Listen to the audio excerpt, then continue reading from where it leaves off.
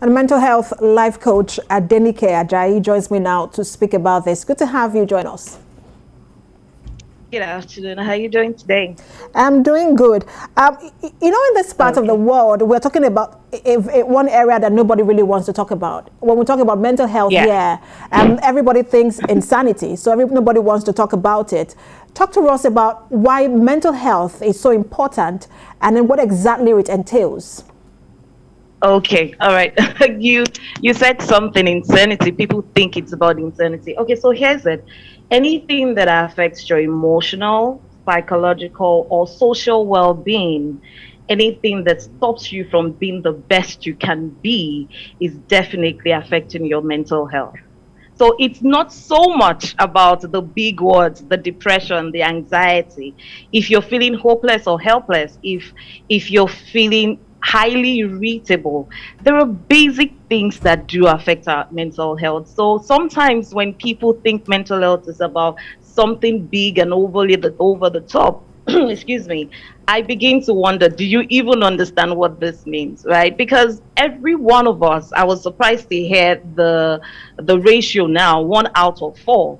Like every one of us in one way or the other, we're having issues with our mental health and people don't know how exactly. Now, here's how. If you're not feeling like the best that you should be, if you're sad, if you're hopeless, if you're yelling, irrationally yelling or getting angry, if some basic things that should make you, that you should have as a human being are not in place, if anything is making you stressed and it's consistently making you stressed, then it is affecting your mental health. Now, one of the things that I say to people is when you do understand that this is what mental health means, and if yours is in a way consistently poor, first of all, you want to seek out for help. And there's absolutely nothing wrong with seeking out for help. And that's where I'm going next. Our ability to speak up and then seek for help. But most times what we do is we employ coping mechanisms. Some of us have just, we shove it away, don't talk about it until, it leads to a bigger problem. Talk to us about coping mechanisms and how harmful or the impact they could have on the general mental health.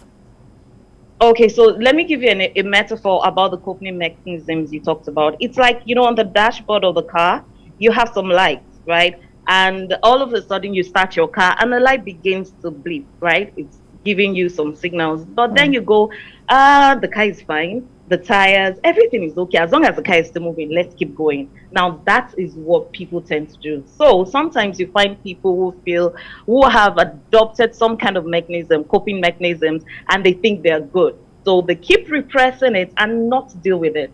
Or this time around, they smoke it out, or they drink it out, or they get into relationship just to get out of this phase of this void they feel inside. Now, when you keep doing that, you're only delaying the inevitable. A time is going to come. Everything you've learned to do is either going to start harming you, or you find that there is nowhere else to go. So sitting and seeking help and dealing with it is one thing that I say to everybody, do not. I heard someone say, I cry it out. Crying it out doesn't solve the issue. There is something wrong. There's something amiss. And that is what that emotion is saying to you to deal with. So take time what solves and deal with it. Because I have little time left, you talked about crying it out, not solving the issue. What actually solves the issue? Seeking a professional. So once Seeking a professional helps. Once you notice things are not the way, if you're not living an authentic life, if you're not enjoying a fulfilling relationship with yourself and even others, then you need help. Seek out and speak up and ask for help. And that's the key word I'm taking away. Every one of us have to speak up. We all have to stop pretending as if we're strong enough to handle all of our issues by ourselves. Thank you so much for talking to us. Mental health life coach Adenike Ajayi.